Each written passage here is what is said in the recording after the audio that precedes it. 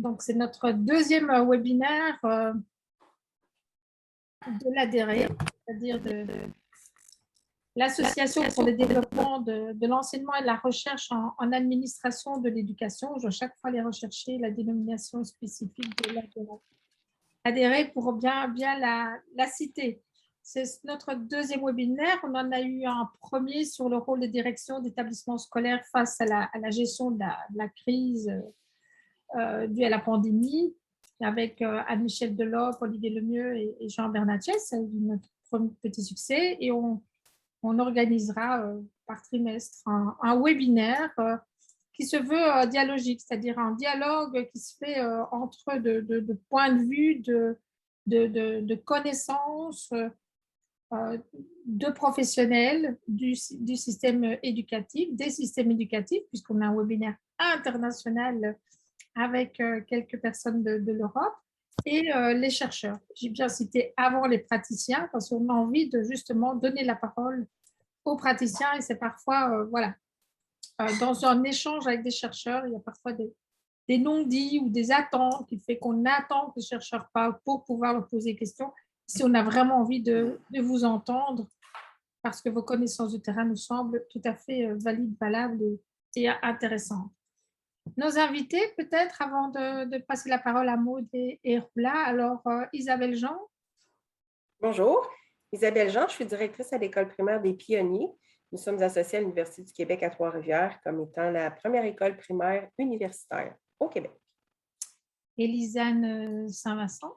Bonjour, je suis professeure à l'UQTR au département des sciences d'éducation. Je m'intéresse à l'inclusion et à l'agir éthique en éducation, principalement dans les dernières années, agir éthique des directions d'établissement.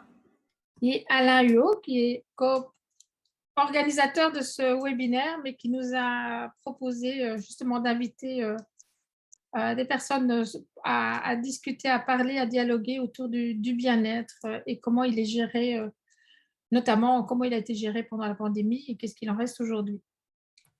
Donc, je suis Alain Huot, je suis professeur en administration de l'éducation à l'UQTR et c'est de ma faute si le premier lien ne fonctionnait pas dans vos courriels. C'est aussi de ma faute si vous avez réussi à avoir le bon lien, finalement.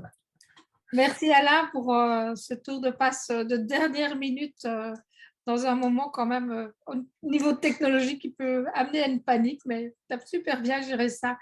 Alors, Roula Achiti, si tu peux nous parler, parce que je sais que tu es souffrante, ne parle pas. Alors, Maud, je te passe la parole. Maud Loizeda. Maud Loizeda, docteur en administration scolaire, chargée d'enseignement et de recherche à la Haute École pédagogique du canton de Vaud, en Suisse.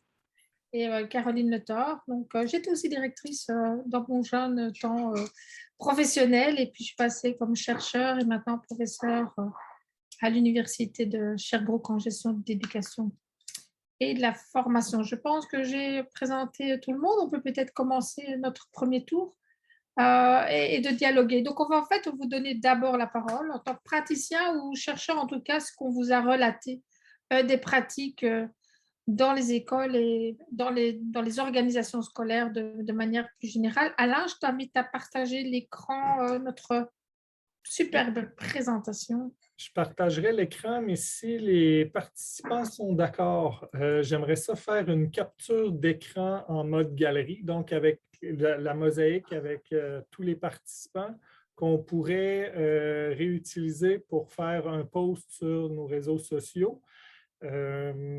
Donc, je vous laisse quelques secondes pour allumer ou éteindre votre caméra selon votre désir d'y apparaître ou pas.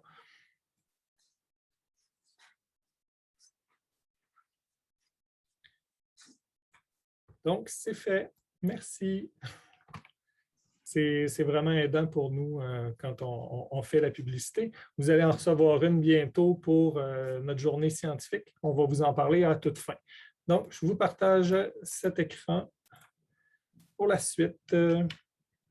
Donc, je me rends jusqu'à la question, Caroline? Ah oui, donc la présentation du webinaire, je pense qu'on l'a réalisé, donc on peut passer aux questions. Donc, le plan, ben voilà, on va essayer d'alterner des moments de questions-réponses. Je vais peut-être poser la première et passer la parole à mes collègues pour la seconde. Donc, je voudrais vous entendre sur cette question. Donc, praticien, mais nous sommes peu de praticiens autour de l'écran, mais sans doute vous avez aussi participé à cette transformation du concept de bien-être. Alors, pour vous, comment et en quoi ce concept de bien-être a-t-il changé avec la pandémie?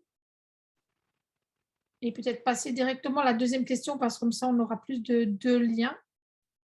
Mais quelles pratiques de gestion qui favorisent le bien-être vous avez mis en place avec et pour votre équipe, ainsi que pour vous-même?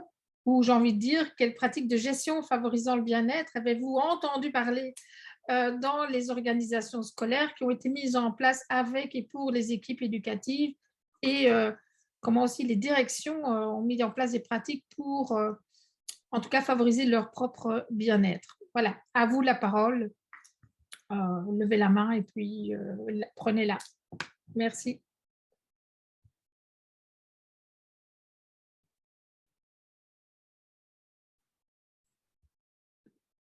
Roula va regarder aussi le chat pour ceux et celles qui préfèrent poser une question par écrit, oralement, ou réagir par écrit ou oralement.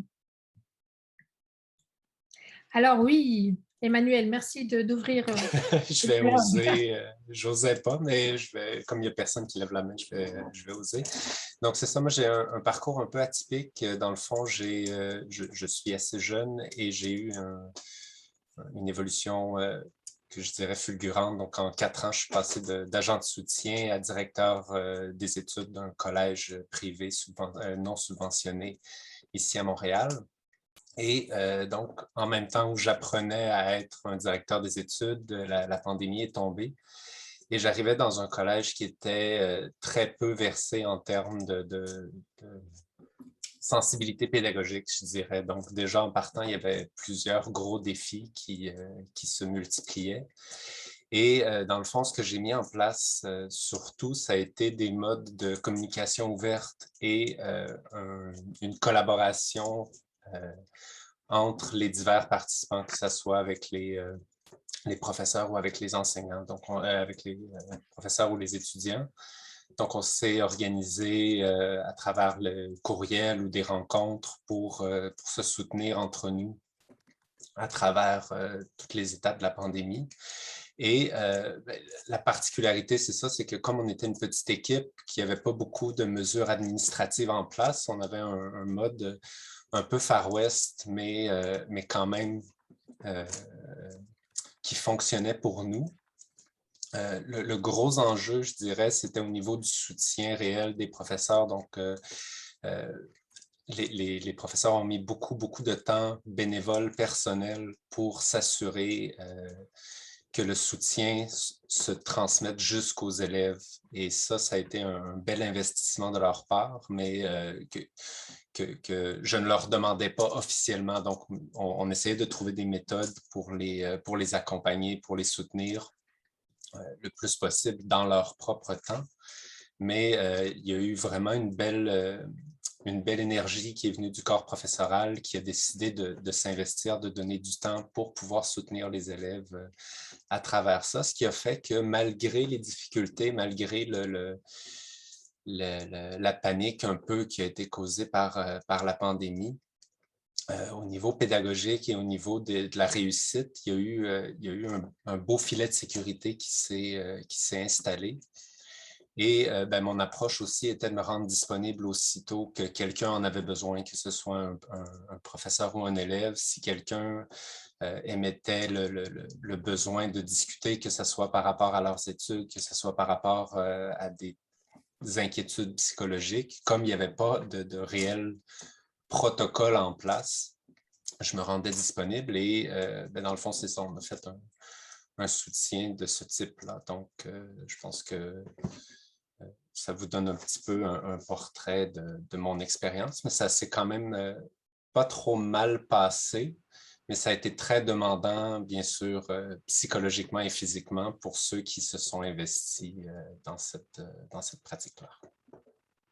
Merci beaucoup pour le témoignage. Il y a Rana Naimi qui a aussi levé la main. Oui, bonjour. Moi, je vais parler de mon expérience qui n'a pas eu lieu au Québec, et je vais parler de quelques résultats que j'ai eus d'après des entretiens que j'ai faits avec des directions d'écoles au Québec. Personnellement, mon expérience était, j'étais directrice dans une école préscolaire primaire au Liban, et on a trouvé que oui, d'habitude, notre objectif principal toujours, c'est la réussite des élèves. On a essayé de garder ça en tête, mais on a trouvé que le bien-être de l'équipe venait en premier, parce que si l'enseignant n'est pas bien, ne se sent pas bien, il ne va pas pouvoir arriver à cet objectif-là qui est la réussite des élèves dans ces situations comme celle de COVID qui était très difficile.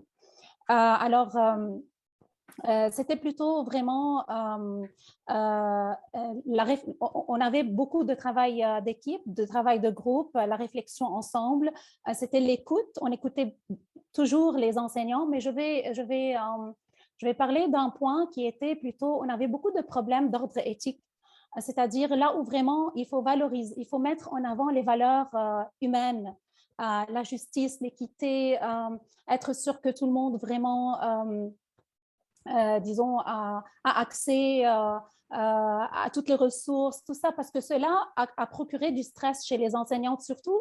Par exemple, si on va parler du numérique, là, ça a vraiment touché le bien-être d'un grand nombre des enseignants qui n'ont pas fait des formations sur le numérique. Ça, c'est un des exemples. Alors, pour moi, personnellement, j'ai trouvé que c'est plutôt le leadership éthique qui a été en premier pour vraiment résoudre quelques problèmes d'ordre éthique, des dilemmes éthiques que j'ai vécus.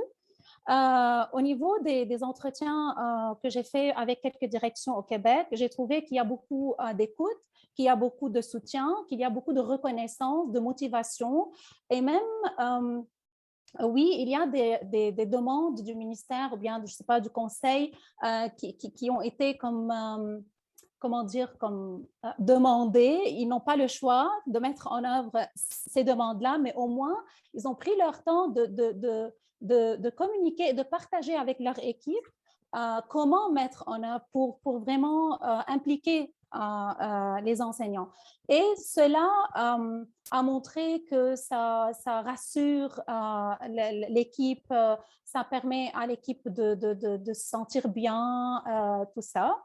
Et je veux dire aussi qu'une chose qui était très intéressante, c'est que toujours parler du bien-être, toujours rappeler avec des petits messages l'équipe des choses concernant le bien-être, et même faire des formations sur le bien-être des enseignants et comment garder la santé physique et la santé psychique bien. Merci beaucoup pour ces témoignages. Je ne vois pas tout le monde en même temps, mais je ne vois pas d'autres mains levées. On a encore 1 ou 2 minutes, en tout cas pour ces témoignages. Ah, ben Jules, tu réagis bien. Oui, puisqu'on a du temps. Moi, c'est dans le contexte d'une collecte de données que j'ai réalisée en février de l'an dernier. J'ai approché des directions d'école dans 2 conseils scolaires, un en Alberta et un ici au Manitoba. Et on est en train de décortiquer encore le quantitatif et le qualitatif. Mais au niveau du qualitatif, moi, ce qui m'a touché, c'est d'apprendre que les équipes se sont concentrées sur des petits gestes tels que, s'assurer malgré toutes les consignes et tout qu'on a imposées ici comme ailleurs, d'être présent et d'être visible et de remercier les gens pour les petits gestes qu'on pose au quotidien, tout en respectant les consignes encore de santé, en offrant, quand c'était possible, un petit goûter, d'être attentif aux petites demandes, parce que vous vous rappelez toute cette incertitude au départ, quand on commençait à gérer la pandémie, l'inquiétude au niveau des parents, des enfants, le personnel, comment on allait s'organiser et tout. Et j'entends aussi parce que moi, j'ai été 18 ans sur le terrain et mon épouse, elle est toujours en admin et ortho dans les écoles. Et c'est souvent dans ces témoignages de ces petits gestes qui font en sorte qu'on a renoué avec les bonnes pratiques de communication, mais en personne. Parce qu'il y a eu tellement d'exigences au niveau du ministère, au niveau des conseils et de la haute administration, que les directions dans les 2 échantillons que j'ai eus ont renoué avec ce lien humain et relationnel. Et c'est dans les petites choses que on semble avoir retrouvé l'importance de soutenir. Parce que comme ça a déjà été dit, si les membres du personnel sont bien, on risque de pouvoir mieux soutenir les enfants et les parents, etc. Merci. Merci de ces témoignages. Ça nous donne une belle base pour poser les mêmes questions faites à nos invités, à Lisanne, à Isabelle et à Alain, qui vont nous présenter le fruit de leur recherche sur la question. Je veux passer la parole. Donc, la première question, c'est comment et en quoi le concept de bien-être a-t-il changé avec la pandémie? Et quelles sont les pratiques de gestion favorisant le bien-être qui ont été mises en place avec et pour les équipes et pour les directions elles-mêmes? Merci, Caroline. Je vais prendre le relais pour la suite, 1 ou 2 diapos seulement, pour vous présenter un peu la méthodologie de ce qu'on a mené comme projet de recherche, Lisanne et moi, et auquel Isabelle a participé aussi. Donc, on a eu l'occasion de faire une 12aine d'entrevues en mars 2021 auprès d'une 15aine de personnes.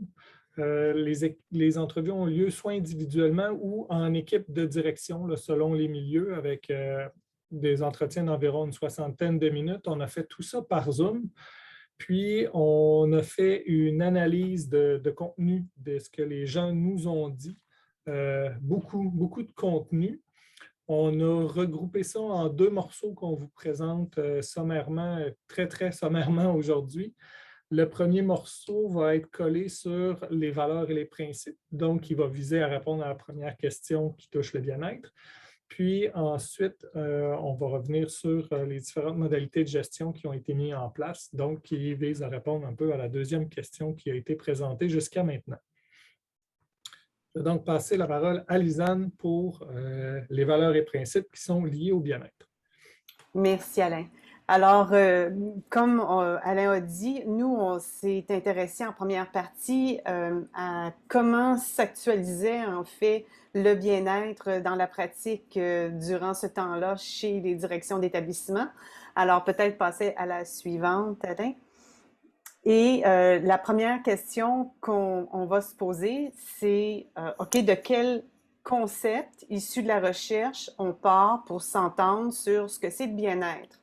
Alors, nous, on part de cette définition-là parce qu'il y a des écoles là, qui se campent de différents angles, mais dans le fond, on y va avec une approche mixte, c'est-à-dire que le bien-être, d'une part, c'est vivre et ressentir du plaisir et de la satisfaction, du bonheur, puis d'autre part, ben, c'est dans un processus d'accomplissement ou de réalisation de soi. Alors, le bien-être représente la valeur centrale autour de laquelle notre regard s'est porté, mais autour du bien-être se rattachent plein d'autres valeurs puis de principes qui vont orienter les décisions et les actions. Alors, ces valeurs et principes-là qui sont tirés extraits de l'analyse des témoignages ont été dégagés en 5 grandes catégories. Les catégories, en fait, valeurs et principes, juste pour se donner un langage commun. Les valeurs, pour nous, ça motive à décider et à agir. C'est beaucoup plus transversal. Ça se dit en 1 à 3 mots. Et les principes, c'est plus ancré dans le contexte. Ce sont vraiment des lignes d'action plus précises et ça guide et précise les gestes à poser dans la pratique. Alors, sur ça, différentes catégories sont ressorties, 5 grandes catégories.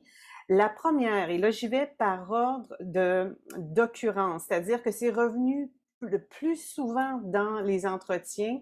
Ça a été exprimé d'une façon différente, de différentes façons, mais plus souvent dans les différents entretiens avec les directions. Alors, la valeur qui ressort dans optimiser la collaboration, qui est revenue le plus souvent, c'est l'entraide et principe répartir adéquatement la charge de travail. Alors, pour vous donner une idée d'où ça émerge, la prochaine diapo montre des extraits de verbatim. Donc, la valeur entraide, ben, ça pouvait se dire, ben, pendant qu'une était sans connaissance de ce qu'on vivait, l'autre disait, ben non, on va trouver des solutions. Un principe, répartir adéquatement la charge de travail, ben, ce qui a été dit, c'est qu'il faut savoir utiliser les forces différentes de chacun. Alex est beaucoup plus informatique, donc pour être plus efficace, on a dit, toi, l'informatique, c'est ta force. Moi, je m'occupe plus de l'administration, de la vision, comment traiter telle information donnée, etc. Ça, c'était la première sous-catégorie qui est revenue le plus souvent. La deuxième, c'est prendre soin de l'autre dans sa vulnérabilité. La valeur, présence, écoute, et le principe, rassurer de différentes façons. D'ailleurs, ça résonne avec ce qui a été dit tantôt dans les témoignages. Alors, dans les verbatims, les extraits, valeur, présence, écoute, ce qui a été dit, c'est, par exemple, on est présent pour nos élèves, mais on l'est aussi pour notre personnel. On est à l'écoute, donc quand ça va pas, quand il y a un questionnement, ils savent qu'on va répondre rapidement, qu'ils peuvent se fier sur nous. D'ailleurs, ça a été dit tantôt par Emmanuel en particulier, donc on est là pour les écouter. Ensuite, rassurer de différentes façons, ben, il fallait rassurer tout le monde sur les mesures, que c'était respecté, rassurer le personnel parce que leurs tâches débordaient, ça aussi, tantôt, ça a été dit. Ça, c'était la deuxième sous-catégorie qui est revenue le plus souvent. La troisième, c'était s'assurer du respect des normes. Et là, je trouve ça intéressant parce que tantôt, Jules a parlé du fait que c'était dans les petits gestes et que s'assurer du respect des normes, finalement, ça comme recule en temps de crise par rapport au bien-être. La valeur qui revenait, bon, santé, les principes, disons, de façon assez égale, adopter une communication fluide et rapide, ça a été dit, soigner la qualité des informations transmises aux acteurs scolaires.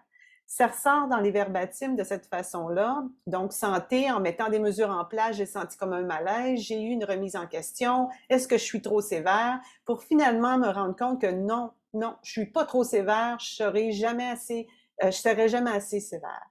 Et adopter une communication fluide, et là, on va aller probablement le rattraper tantôt dans les modalités de gestion. Quelqu'un nous a dit, on peut avoir une médaille d'or pour l'efficacité dans la communication et la rapidité avec laquelle les messages et les nouvelles infos partaient. On peut passer à la quatrième sous-catégorie, soigner le climat relationnel. Créativité, adaptation, principe, ben, travailler en collégialité. On veut que le climat soit bon. Alors, dans les verbatims, quand on parle de créativité, ce qui est intéressant, c'est qu'on parle d'un réflexe qu'on n'avait pas avant, c'est-à-dire, OK, on doit respecter les normes, mais qu'est-ce qu'on peut faire aussi? Comment les lire entre les lignes? Comment s'adapter? Comment créer avec les normes? Et ça, c'était comme les premières fois que ça se posait dans l'esprit de certaines directions. Puis, on parlait beaucoup de travailler en collégialité, donc le climat était très important. La dernière, cinquième sous-catégorie, démontrer une intégrité professionnelle. Ça a été dit tantôt comme on modélise, on montre. Alors, on parle d'équilibre, fixer des objectifs réalistes avec les acteurs, viser un rythme de travail équilibré. Et dans les verbatims, ce qui ressort, c'est par rapport à l'équilibre, beaucoup, on a mis des limites. On se rappelle qu'il faut les respecter pour garder l'équilibre entre le travail, la vie personnelle, parce que sinon, on donne tout au travail. Il faut se donner un rythme de croisière et fixer des objectifs réalistes. Alors, ce qui est ressorti aussi, c'est le gros bout de cette année, ça a été de s'adapter au contexte. Ça a été correct de mettre une pause sur des gros et des nouveaux projets qui nécessitent beaucoup d'énergie. Donc, les constats, c'est que dans le fond, on a pu identifier des valeurs, des principes centraux qui étaient liés au bien-être durant la pandémie. La connaissance des principes et des valeurs qui étaient liés au bien-être permet aux directions d'établissement de justifier avec plus de cohérence des décisions et des actions devant des situations complexes, ce qui nous amène à croire que probablement que ça pourrait aider pour les futures décisions devant des enjeux complexes. Et en ordre décroissant encore, les 5 grandes catégories. Maintenant, le savoir expérientiel est fort important et je vais laisser la parole à Isabelle qui a fait partie de cette recherche-là et qui est encore les 2 pieds dans la pratique. Alors, je vais laisser Isabelle pouvoir témoigner de son côté. Bien, avant la pandémie, le bien-être, c'était quand même quelque chose qui est important. Ce n'est pas devenu important parce qu'il y a eu une pandémie, mais on dirait que le bien-être, avec une crise comme on a traversé et qu'on traverse encore, on dirait que c'est devenu en surbrillance. On dirait que le bien-être guide nos actions en tout temps, autant dans nos relations avec les parents qu'avec les élèves, qu'avec toutes nos équipes. De mon côté, quelques semaines, 2-3 semaines avant que tout soit fermé avec le début de la pandémie, on accueillait une nouvelle adjointe à l'école, une nouvelle directrice adjointe qui avait très peu d'expérience, qui était enseignante avant d'arriver en poste, puis qui a été un peu comme notre baromètre. C'était avec elle qu'on se disait, bien, toi, comme enseignante, là, il y a un mois, tu étais enseignante, donc toi, comme enseignante, qu'est-ce que tu as besoin d'avoir comme information? Comment tu as besoin que l'équipe de direction se gouverne, puis gouverne l'équipe, gouverne l'école pour qu'on arrive à ne pas se perdre, puis à maintenir une cohérence, une cohésion dans nos communications, puis dans le prendre soin de chacun. Je vous dirais aussi que l'entraide entre collègues a pris encore plus de valeur. Déjà, c'était nécessaire de s'appuyer sur nos collègues, mais encore plus maintenant. On avait beaucoup de collègues. On a mis en place une banque de communication pour que quand quelqu'un préparait une lettre à adresser aux parents, on la déposait pour que tout le monde puisse en profiter. Donc, au lieu de travailler en silo, je trouve que la pandémie a amené un travail beaucoup plus en équipe, puis je pense que ça a optimisé le bien-être au travail pour chacun.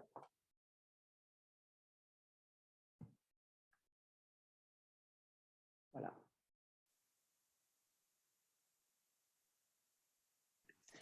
Voilà, on arrive à... Merci beaucoup pour cette première partie. On arrive à la deuxième, donc comment évoluer. La première était un peu comment évoluer le concept de bien-être. Ici, on va partir de la deuxième question que vous avez posée en début de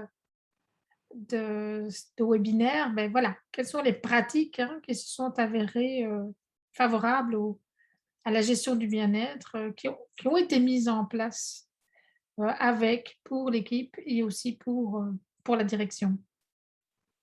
Je vous laisse continuer cette présentation. Oui, pour cette deuxième partie-là, on va faire parler les savoirs expérientiels en premier. Puis ensuite, j'aurai l'occasion de revenir avec peut-être une petite synthèse de ce qu'on a réussi à aller chercher dans l'ensemble des résultats de notre recherche. Donc, par là, tu ouvres la question à l'ensemble des personnes de... J'envoie la question à Isabelle directement. OK. Merci. Quand je vous ai dit tantôt, quand tout a fermé, puis que du jour au lendemain, on s'est retrouvé avec des écoles vides, on était quand même en poste, puis on avait à continuer de gouverner ces gros bateaux-là. Donc, on avait, moi, dans mon école, j'ai 125 employés, donc j'avais 125 matelots insécurisés qui étaient à la merci de la circulation de l'information. Donc, le premier plan de match qu'on s'est fait comme équipe de direction, c'est de s'assurer que les communications étaient régulières, fluides, transparentes et organisées. Donc, on avait régulièrement des rencontres, des conférences avec notre direction générale du centre de service. Puis ensuite, on faisait descendre l'information qu'on pouvait partager avec nos équipes. Dans un premier temps, je pense que la communication a beaucoup contribué à apaiser les membres de l'équipe. Puis, ça a aidé aussi à ce que ces personnes-là qui étaient en lien direct avec les élèves puissent communiquer aussi de façon organisée, régulière, fluide, transparente. On a aussi misé sur non seulement une communication à l'équipe, mais des communications individuelles, personnalisées avec chacun de nos membres. Ça permettait de répondre aux questions plus pointues ou des fois donner de l'aide de façon plus individualisée aux gens qui en avaient besoin. Puis, c'est sûr que dans toutes les communications qu'on a eues, ça concernait le respect des normes, les nouvelles façons de faire, l'application des décrets, les nouvelles directives. Tout ça a permis à chacun de rester un peu plus apaisé. Là. Je ne dirais pas que c'était la sérénité totale au début de la crise, en tout cas, mais quand même, cette communication-là régulière et très fluide avec nos équipes a permis vraiment à chacun de se sentir rassuré. Ça a contribué au bien-être dans nos équipes de travail. Merci Isabelle. Donc, je vais enchaîner un petit peu avec les modalités de gestion qui sont ressorties de l'étude qu'on a faite. Donc, on les a classées en 3 catégories. La première catégorie, c'est celle de l'équipe école. Donc, quelles ont été les stratégies de gestion qui ont été mises en place pour l'équipe école? Celles qui ont été mises en place pour les relations entre l'école et la famille, et finalement, celles qui ont été mises en place pour soi en tant que gestionnaire. Ça nous a permis de prendre conscience. Puis là, il y a des mots qui apparaissent en caractère gras, et puis c'est assez cohérent avec ce que Emmanuel, ce que Rana nous ont nommé aussi au début, ce que Jules aussi a ajouté. Donc, vraiment dans les actions, il y a beaucoup d'actions de soutien qui ont été faites. Donc, de différentes manières, on a eu la chance de voir de la créativité extraordinaire qui ont été mises en place par les milieux pour justement soutenir, accueillir, rassurer, offrir des gâteries. C'est comme si la reconnaissance, elle a pris un nouveau visage avec la pandémie sur la manière de reconnaître, parce qu'il y a des activités de reconnaissance qu'on faisait, par exemple un gala Méritas où on était tout le monde ensemble dans le gymnase, que là on se retrouvait à plus être en mesure de faire. Donc, il y a des nouvelles activités qui ont été créées. Un souhait de créer de l'ambiance aussi. Ça a été nommé par les différentes équipes. Il y a eu des activités qui étaient liées à la bienveillance, de la complicité, du partage du leadership qui a été fait. Puis, ça a contribué vraiment à mobiliser les équipes. Donc, créer une confiance. Il y a des nouvelles équipes qui ont eu à travailler ensemble dans le cadre de la pandémie. Puis, les gens ont insisté beaucoup sur le fait de vraiment se dire les vraies choses, puis annoncer aussi qu'il y a certaines choses qu'on ne sait pas. Donc, on a préféré faire des communications en disant qu'on ne savait pas tout ce qui s'en venait, mais qu'on était là puis qu'on tiendrait informé au fur et à mesure. Donc, ça a vraiment joué au niveau de l'efficacité, de la rapidité de la communication. Puis, ça a traversé aussi dans les verbatims que Lisanne a présentés. Pour certaines équipes, ils ont vraiment nommé dans leurs mots que c'était leur médaille d'or. Dans les gros projets qui ont été mis sur pause dans plusieurs écoles, ça a été la mise en place des communautés d'apprentissage professionnel. Puis les gens ont eu un peu l'impression qu'à certains endroits, c'est la pédagogie qui écopait un peu dans son développement. Donc, les gens se sont vraiment reconcentrés sur les essentiels, mais les développements pédagogiques ont pris autre que technologique et formation à distance, ont un peu pris le bord. Dans les relations école-famille, on a scindé ça en 3 morceaux. Un morceau communication, parce que les équipes écoles, les équipes de direction ont pris la peine d'appeler les parents pour rejoindre les familles. Donc, y aller par courriel, mais aussi avec des appels. Puis, ils ont constaté qu'à certains égards, le contact est plus facile, puis que la gestion des mesures sanitaires avec tous les allers-retours et de changement de direction, on a nécessité beaucoup de communication. Par rapport au service aux élèves, mais toujours dans la catégorie école-famille, Il y a les services aux élèves qui ont été maintenus parce que c'était un essentiel. Puis, il y a de la créativité qui a été mise en place aussi pour maintenir et modifier certains éléments de l'aide aux devoirs pour pouvoir continuer d'offrir les services aux élèves. Puis, finalement, il y a des aménagements physiques, je vais les appeler comme ça, qui ont permis de faire des rencontres de plans d'intervention à distance avec Zoom, Teams ou autres logiciels de visioconférence, qui faisaient en sorte que peut-être qu'il y avait un petit manque au niveau de la chaleur humaine qu'on retrouvait lors des rencontres de plans d'intervention par rapport à ce qui était avant, mais que ça faisait quand même des rencontres qui étaient somme toute plus efficaces dans plusieurs cas. Puis d'autres aménagements ont été faits, comme notamment des rencontres en présence, mais à la bibliothèque, donc un environnement qui était beaucoup plus grand pour permettre de respecter les règles sanitaires. Dans la troisième catégorie, je dirais que c'est peut-être celle qui était un peu la moins détaillée chez nos répondants parce qu'on sentait la volonté de beaucoup mettre l'aspect sur les autres, sur l'équipe école, sur la relation école-famille, sur le fait de prendre soin, de rassurer tout le monde. Donc, on leur a un peu forcé la main, si on veut, pour avoir des réponses. Je ne pense pas que les gens aient inventé les réponses, là, mais ce qu'ils nous ont dit, c'est que tout le long de la pandémie, les niveaux d'énergie étaient variables. Il y a eu des périodes, là, novembre, décembre, où les niveaux d'énergie étaient pas mal plus bas. Puis je vois du non-verbal de certaines personnes qui étaient en poste à ce moment-là qui semblent confirmer ça. Les gens ont quand même trouvé que c'était valorisant ce qu'ils ont mis en place parce que ça tenait la route. Ils ont travaillé en complémentarité des expertises. Donc, c'est une façon de travailler pour soi, d'avoir des alliés dans l'organisation. Dans certains cas, ça a permis de changer la façon de faire puis d'aller gagner du temps sur certains processus. Les gens ont quand même continué de rire ensemble. Puis, le dernier élément qui ressort, c'est la difficulté d'apprendre le métier de direction ou de direction adjointe pendant cette période-là. Donc, ça l'a amené un coup un peu plus dur pour la relève, mais avec un besoin d'apprendre. Les jeunes nous ont dit, on a écouté des vidéoconférences, on a fait plus de lectures, on a fait des formations. Donc, ça l'a beaucoup... ça l'a amené ça, dans le fond, la pandémie, de se donner un peu de temps pour soi.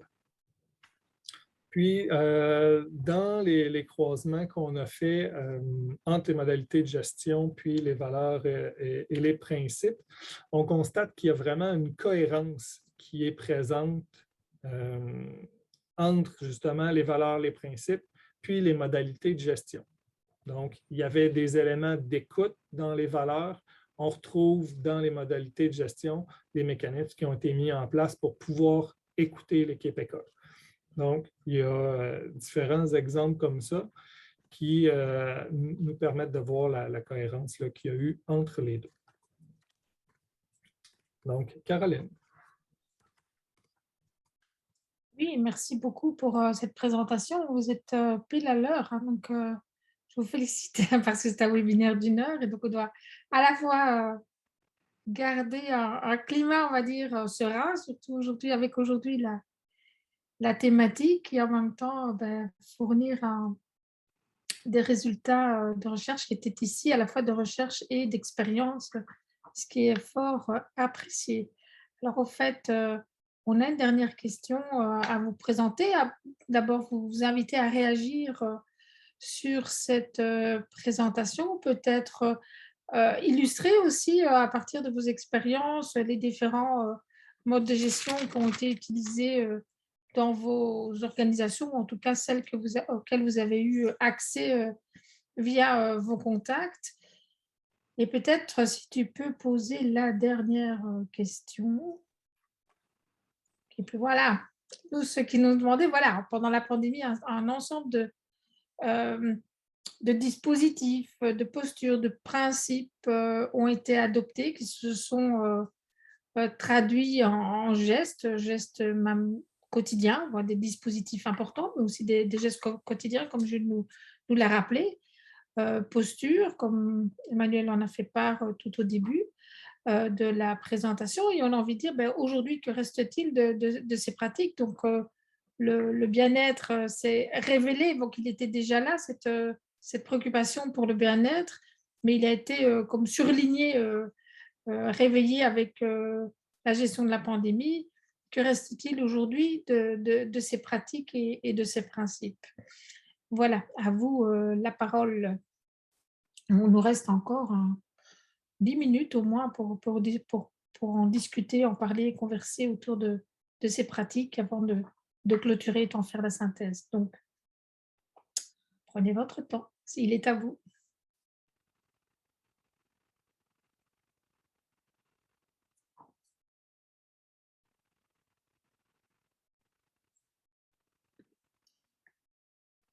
Je vais me permettre, j'aimerais bien entendre Isabelle, savoir de son point de vue à elle, est-ce qu'il reste des pratiques particulières? Je vous ai dit tantôt que la communication avait été une pratique gagnante dans notre école. Donc, on la maintient encore aujourd'hui. On en parle comme au passé de la pandémie, mais moi, je considère qu'on est encore beaucoup dedans. Malgré tout ce qu'on voit, que les cas diminuent, moi, je ferme quand même encore des classes. La santé publique m'appelle le dimanche matin. Donc, on doit maintenir un haut niveau dans les communications dans notre équipe. Je pense aussi que l'empathie et le prendre soin de soi et des autres, c'est demeuré. On l'a vécu chacun à notre façon, cette pandémie-là. On a des réalités dans nos familles, dans nos vies professionnelles. Puis, comme gestionnaire, on se doit de porter une grande attention à ça.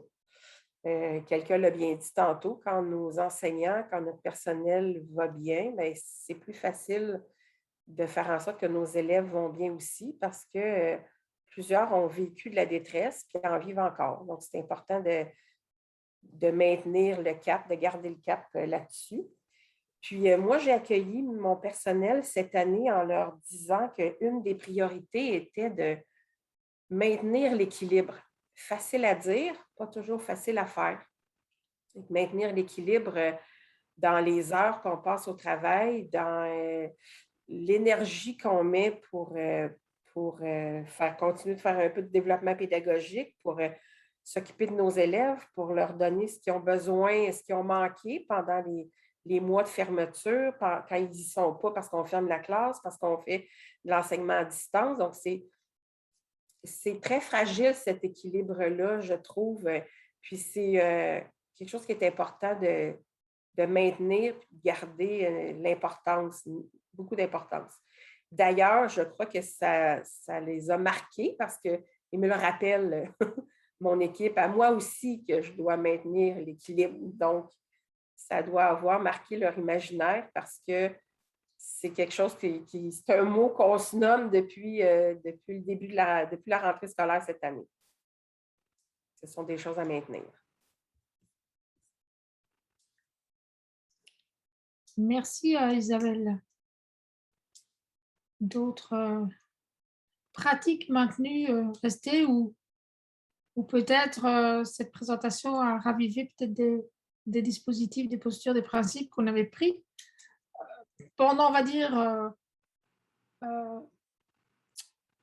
la partie plus chaude de la pandémie, parce qu'en effet, on est toujours dans cette post-pandémie, elle est toujours là et elle affecte tous les jours encore les pratiques dans les écoles, mais peut-être avec moins de panique ou on a un peu plus de recul et de certaines habitudes, même si vous préservez justement ce bien-être. Donc peut-être aussi des choses que vous avez dit, tiens, on a fait ça, c'est vrai, on a oublié, ou c'est passé un peu à la trappe.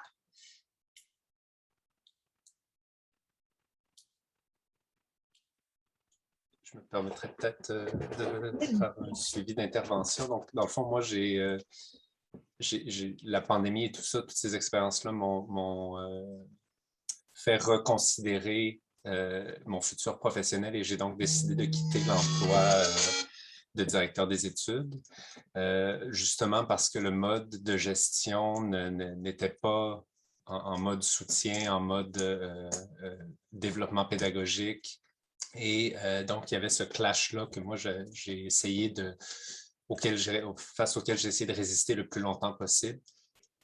Et je dirais que ce qui reste aujourd'hui, dans le fond, de mon petit court passage dans cette école-là, c'est que les profs se sont soudés ensemble. Donc, ça a créé ce lien-là où ils se sont dit, OK, on est ensemble, on peut se soutenir, on a été sensibilisés aux stratégies pédagogiques qu'on peut utiliser pour s'entraider et soutenir les élèves, donc améliorer un peu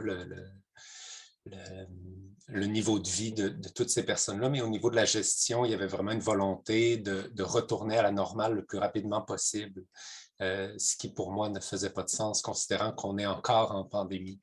Donc c'est ça, moi j'ai décidé de quitter.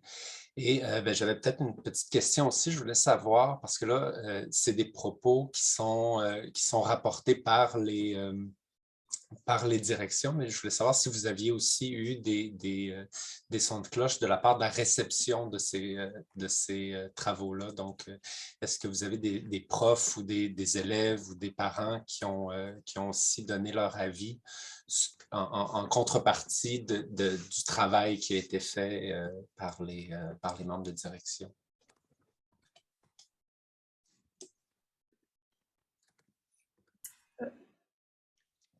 La parole. Vas-y, Alain. OK. On n'a pas questionné les profs, on n'a pas questionné les élèves et les parents non plus. Pardon. Par contre, on avait des questions qui invitaient les directions à nous mentionner qu'est-ce qu'ils avaient eu comme rétroaction de la part des parents puis de la part des équipes écoles. Il fallait choisir ce qu'on présentait aujourd'hui, mais je dirais que globalement, les jeunes ont rapporté des taux de satisfaction assez grands, particulièrement sur le fait de la reconnaissance sur les aspects, la reconnaissance, le leadership, la communication, la diminution du stress, le côté réassurance. Là. Fait que ça, c'est des éléments que les directions nous ont rapportés. Lisanne puis Isabelle, là, je ne sais pas si vous voulez ajouter autre chose là-dessus. Ben, effectivement, il y a une chose que je trouve intéressante de nommer, c'était que la plupart des directions nous soulevaient le fait que finalement, les élèves avaient l'air plutôt bien. Il y avait, oui, bien sûr, certains soutiens nécessaires supplémentaires, mais que c'était tellement axé sur il faut qu'ils retrouvent au moins leur espace, qu'ils soient bien les élèves. Ça a convergé un peu les projets par rapport au fait qu'on veut qu'ils arrivent à trouver leur espace. Alors ça, c'était quelque chose de nommé, puis j'ai trouvé que c'était très représentatif du fait que c'était un projet rassembleur, le bien-être des élèves. Je vais juste apporter ça.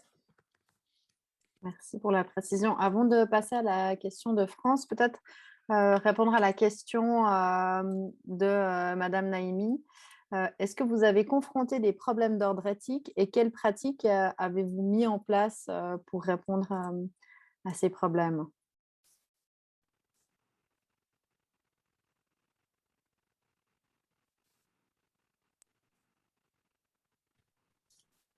Isabelle, aurais-tu une réponse pour nous à cette question-là? Ou Monsieur Martin, peut-être?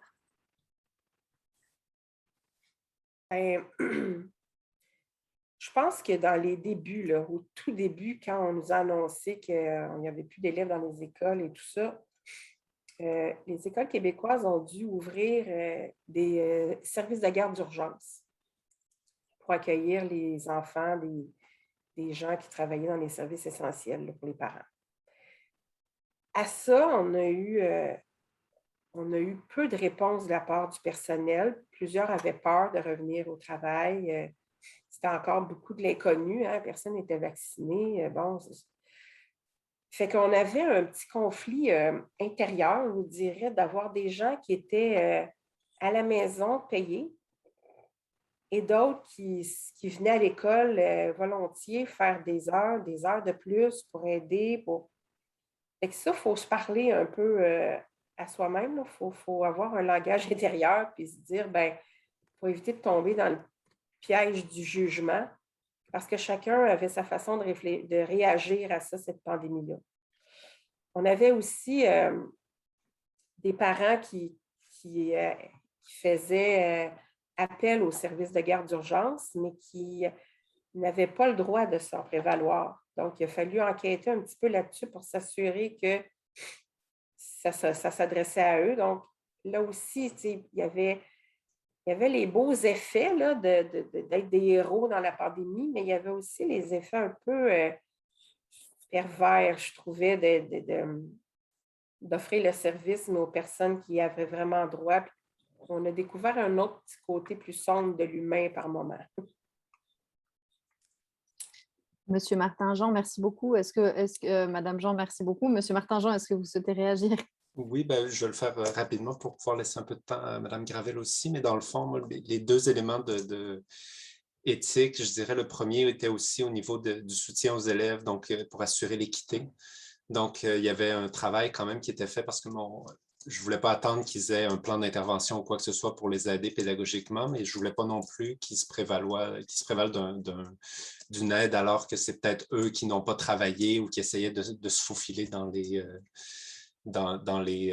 le soutien alors qu'ils n'auraient peut-être pas mérité. Donc ça a demandé quand même beaucoup de discussions avec les professeurs, avec les élèves et du temps. Puis l'autre élément était au niveau justement avec le rapport avec mes autres collègues à la direction. Donc moi, j'étais vraiment dans une approche de soutien et d'accompagnement et de donner du temps, alors que certains autres membres de la direction, eux, étaient plus dans un mode non, on leur dit quoi faire, ils vont faire ce qu'on leur dit, puis ça va finir là, puis on ne donne pas plus de services, on ne donne pas plus de soutien, puis on s'assure de donner le strict minimum. Donc là, il y avait un enjeu éthique où moi, je défendais le soutien pédagogique des élèves. Merci pour votre réponse. Est-ce que ça répond à votre question, Madame Naimi? Oui, merci beaucoup. France Gravel, vous avez une question, France? Non, c'est un point d'information, donc bonjour à tous. Simplement pour répondre à M. Martin-Jean, c'est que très bientôt, dans les jours ou les semaines qui vont suivre, le ministère de l'Éducation va mettre disponible sur son site web des rapports de recherche, dont un en lien avec pour les parents. Donc, on a questionné les parents, les élèves, aussi les directions d'établissement d'enseignement ainsi que les enseignants. Donc, ça devrait être cette semaine, au plus tard d'ici la fin du mois d'octobre. Merci, France. On va clôturer tranquillement ce webinaire. En tout cas, merci beaucoup pour votre participation active et autant à tous les participants qu'à nos trois conférenciers, si on peut les appeler ainsi. Donc, Lisanne Saint-Vincent, Isabelle Jean et Alain Huot.